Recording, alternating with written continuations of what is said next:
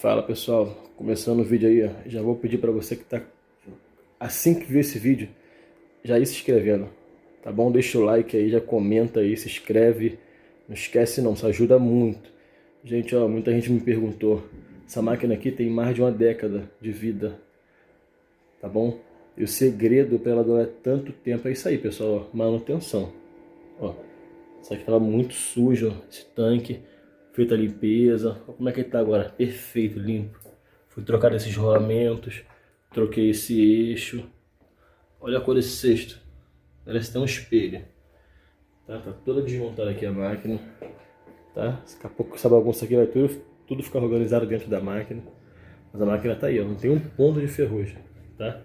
Vai ser trocado também esses amortecedores, aqui, ó, vou colocar dois novos, tá bom? Aqui tá a data da máquina, ó. Aqui, ó, era de 25 de março de 2014. Segredo para durar esse tempo todo, pessoal. Cuidado com a máquina, manutenção. Olha isso, tá? Esse é o serviço que a gente presta aqui no Rio de Janeiro.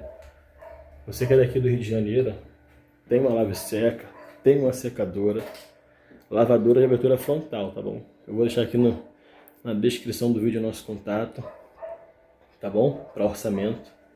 Não perde tempo não, tá pessoal? Vou reforçar, não deixa de se inscrever não, dá um like no canal aí, isso é muito importante, tá bom? Vou finalizar o vídeo aqui agora.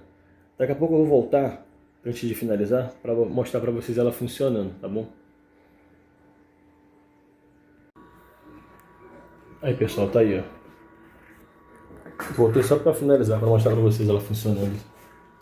Ó. Já testei, já tudo já. Lavagem, enxágue, centrifugação, agora eu botei na secagem. Ó. Tá vendo? Funcionando. Tá aí, perfeito.